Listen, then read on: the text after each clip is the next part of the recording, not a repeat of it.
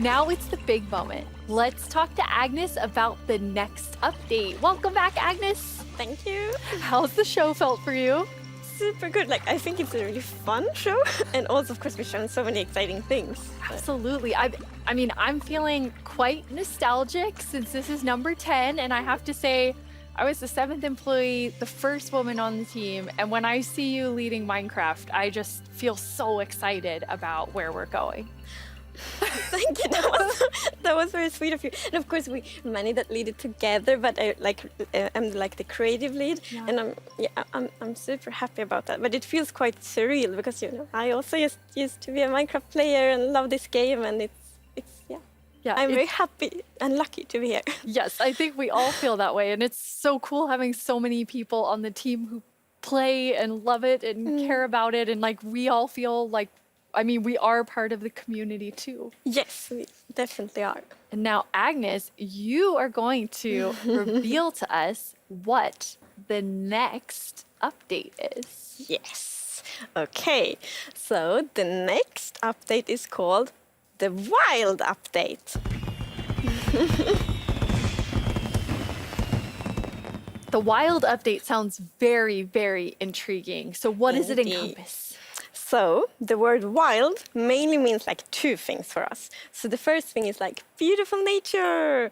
And the second thing is really scary challenges and adventures. Oh, that sounds awesome. And so what we're going to do is we're going to have some of our gameplay designers come and tell us more about specific things about the Wild Update because there's these different parts to it. And we have the first one here, which is our Deep Dark expert, Brandon. Hello. Hi, Brandon. Welcome. Thank you. So we've moved the Deep Dark into this update. Can you talk to us more about why? Yes, I mean, one of the biggest things about the Deep Dark and the Warden and the Skulk is that it's just expanded, it's gotten bigger, and we really wanted to make sure that we did this right and that we didn't just rush it. That includes even unique loot inside the Deep Dark as well. And we also want to make sure that let's actually look at some of the new things that we have in it right now, which is the ancient cities. That's awesome. I can't wait. Oh, wow.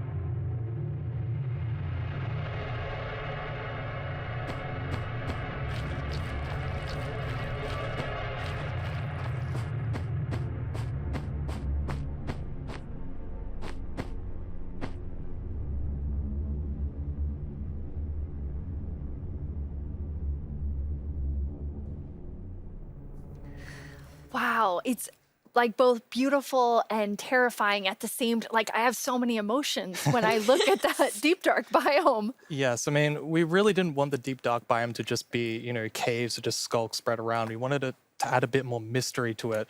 And there's this ancient city, and what is it doing there? We're not going to tell the players. We're just going to let them go throughout and explore and see what they come to. And there's even this, ancient structure in the middle of every single city, and it's got something interesting about it that you're going to have to explore in game. It's really cool. I it feels like a place you want to explore. Yes, I love that it really deepens the mystery of Minecraft. Minecraft is all about player stories, and Deep Dark definitely inspires the storytelling, I think. That's so cool. And so last year you showed us the Skulk sensor, but I know you've been working on a little Skulk family. It's a Skulk family. Is it that maybe they're not so cute. They're not so friendly, no. Yeah, last year we focused a lot on the Skulk sensor, but since then we've kind of been trying to figure out what do all the different blocks in the Skulk family do. And one of them actually is something called a Skulk catalyst. And the main thing about the skulk catalyst is it's actually what causes the skulk to spread. As you can see here, whenever a mob dies, such as a zombie, near the skulk catalyst, it actually spreads skulk underneath it. And the amount is based on how much XP that zombie would have dropped. Wow. So, the deep dark, it's kind of overgrown with all these sculpt blocks. So that means that lots of mobs must have died there. Quite a lot, yes. Make it less scary. Oh, and as you can see here, when you mine some of the sculpt blocks, you actually get enchanting points. Yes, and of course, if you still want to get some of the blocks for decoration or something, you can just use a silk touch. And then we have the Skulk Shrieker. So when this block is activated, it's gonna give that really scary shriek sound that you heard now. And it also gives this darkness effect, so it's like pulsating darkness. You can even see now when you're sneaking and you step on a skulk sensor, even sneaking, it will activate. Wow. Okay. Definitely not a friendly family. No. And I will say to our younger viewers, in a minute, we're going to show you a clip that's a little scarier. But I mean, Brandon, those have so many things that players can do with them. Like, Yeah. what do you imagine them doing? I think the skull catalyst is going to be really interesting because, when you could create a mob farm with through the tech community. Usually when a mob dies, it doesn't drop XP unless you, the player, actually kills it. So with this, you might be able to create some sort of XP farm. Ooh. There's lots of opportunities. And you can build like experiences for other players. Like imagine building like a haunted mansion or a really dark forest, and then you have the shriekers. Terrifying. So then, when players out walking and then they activate the shrieker and hear like, That's amazing. Or you do that all to do around your world, and just whenever anyone's well, visiting I'm you, not going to visit your world. shriekers are just shrieking. We have a community question for you. Hi, it's Dreamtime from Germany, and my question is, what was the inspiration behind the Shrieker? Yeah, I mean, that's an interesting question. From the art side, we actually had the inspiration behind the human larynx, which is like the vocal cord or vocal structure or something, just something that represents kind of creating sounds. And from the gameplay perspective, we wanted to make sure that, first of all, the warden spawns in a unique way, and also in a way that you can avoid it. So usually you can kind of sneak around, and as long as you don't activate the skulk shriekers, then the warden won't come. But if you do make too many noises and the skulk shrieker activates too many times, the warden will come.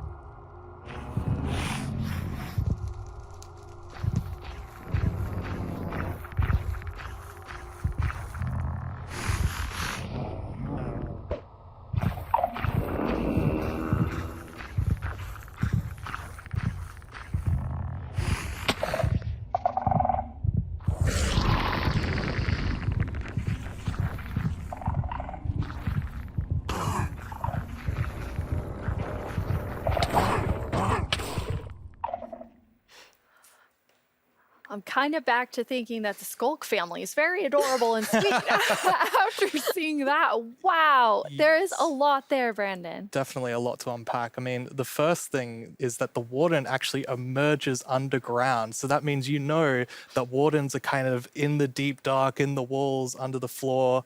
And it also has developed a sense of smell. So, of course, you can sneak around and try to be, quiet and not to get detected. But unfortunately, the warden's still going to be able to sniff you out and find where you are. And if it sniffs you while you're really close by, then it's going to start noticing you.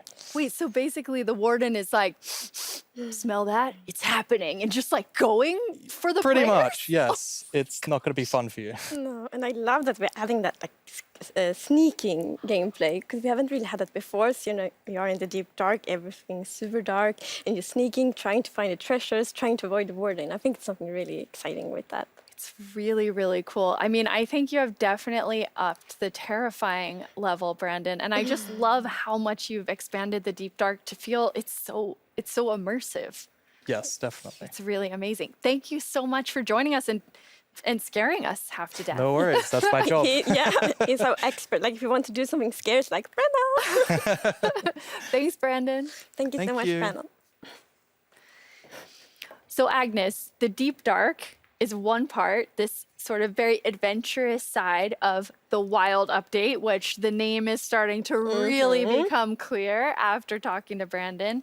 And then the other part you said is really this more of that beauty and, you know, the atmosphere of Minecraft. Yes, so we want to like celebrate the wilderness of Minecraft. And one thing we want to focus on is immersion. So when you play Minecraft, we really want you to feel that you're inside the Minecraft world. Actually, like we are now. So beautiful. And we also want to focus or have focused on biome diversity. So we want to find like a unique identity for different biomes. For example, the birch forest, as you can see in this beautiful concept art. So in the birch forest, we want it to be like light and peaceful, and the sun reaches the ground, the trees are taller, and the flowers, things like that. It's really beautiful. It looks very Swedish in the birch forest. That's true. That's actually a very Swedish forest. Yeah. It's gorgeous. And then you have, so you want to add more atmosphere to the different biomes, but there's one biome that you want, I mean, I would say you're giving it quite an overhaul. It's getting a lot more in the wild update. Yes, that's true. And that's the swamp.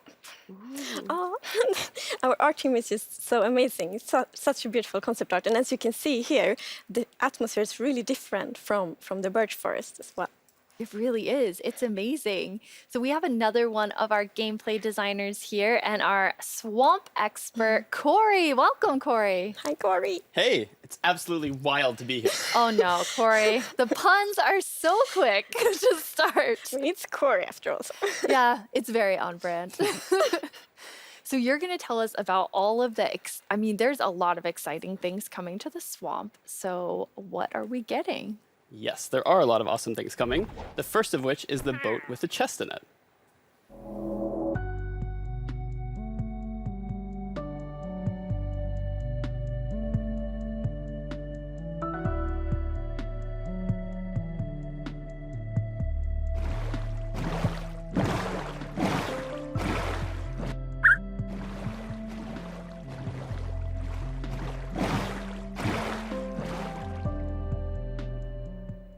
It's so useful. And relaxing.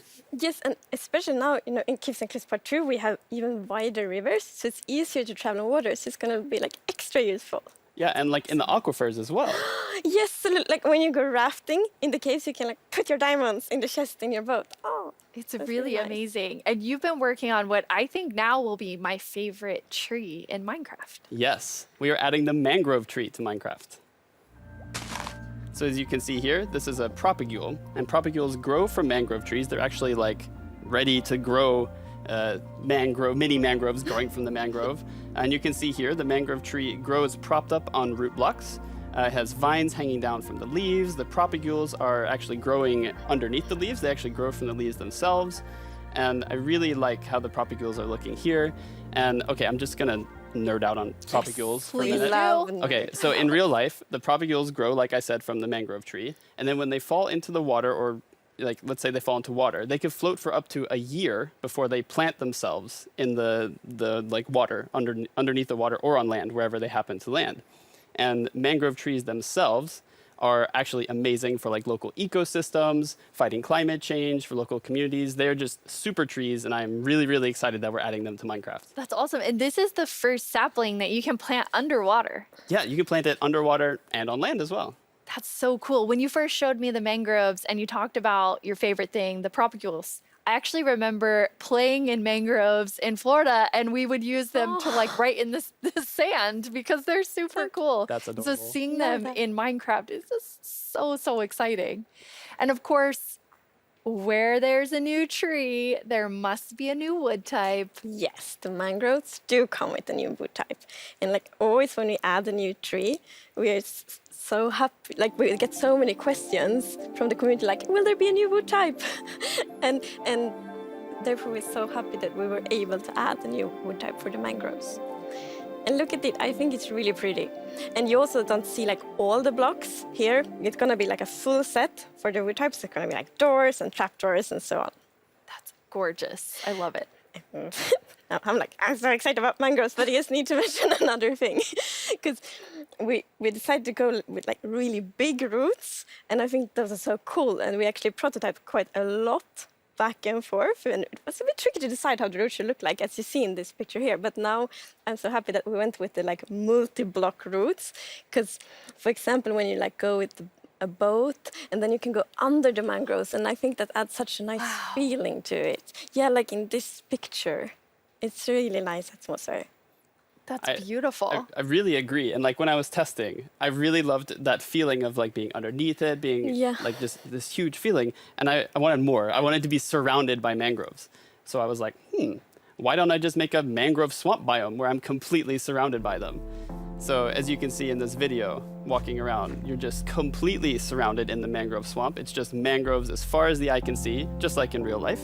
And you have all the mangroves propped up on their roots, growing in the water, so you can take your boat underneath like Agnes likes. And you're just completely surrounded by the awesome beauty of it.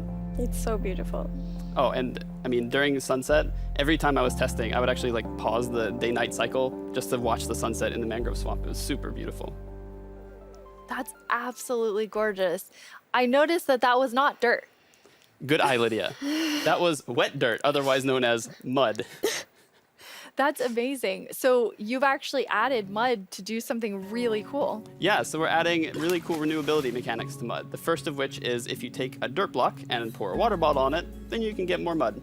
And then the other one is if you take your mud block and you stick it on top of the dripstone, it will sort of like drip the water out of the mud and eventually dry it out, which turns into clay. I love the renewable clay. Like I always need more bricks. So perfect. Yeah, your local mason isn't going to be super happy with you though. That's actually true. I have this one mason, it's diamond tier mason in my village, and I always trade with them. You're taking a I villager's know, job. they might be a bit upset now, but still renewable clay. Yeah, it's really, really cool. And you're also using mud to make a new block. Yes, we're also adding mud bricks.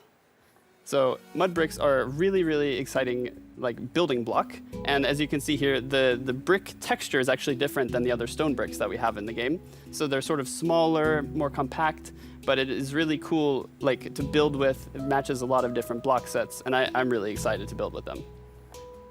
I just love the look of them. They're awesome. So beautiful. We have a creator question for the two of you. Aha. どうもこんにちはプチプチです。私からの質問はねこちらになります。どうして泥レンガを追加することにしたのでしょうか？ I'm so excited they asked this question because I really wanted to answer it. So the main reason that I wanted to add mud bricks to the game is that I really wanted people to feel like they're, okay, all around the world, there are houses built out of mud bricks. So many people around the world have houses, buildings using mud bricks. And I really wanted people who are playing Minecraft to feel like they could build their home and feel like they're at home in Minecraft. So I'm really glad we got to add them for that reason. Amazing. Yes, and it's so important for us that like everyone feels equally welcome when playing Minecraft. Oh, that is absolutely amazing. Now, so we have like amazing new trees. We have mud everywhere. We definitely need something very cute. Yes, well, very cute and quite derpy because we're adding frogs.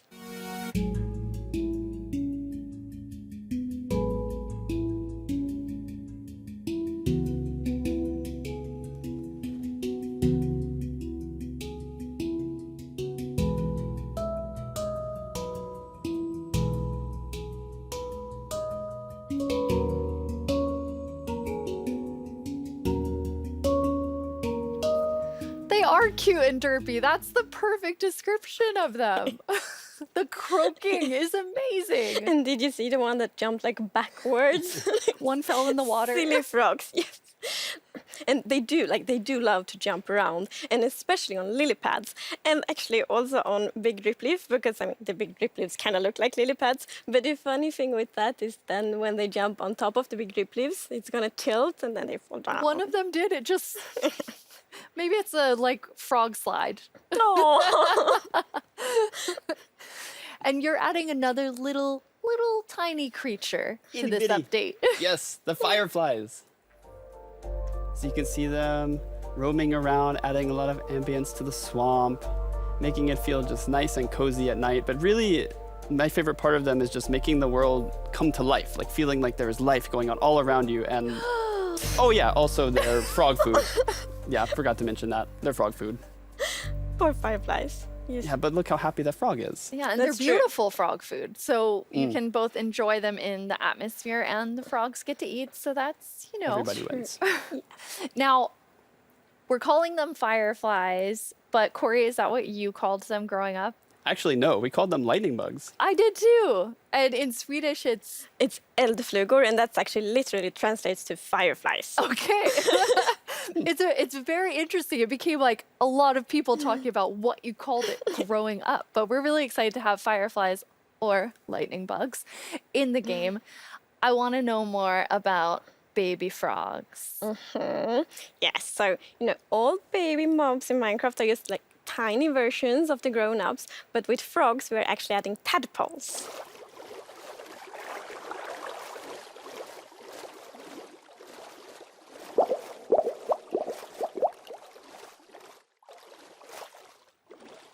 Once again, you deliver on the promise of cute and derpy with the tadpoles. We do. Yes, and you can pick them up in a bucket.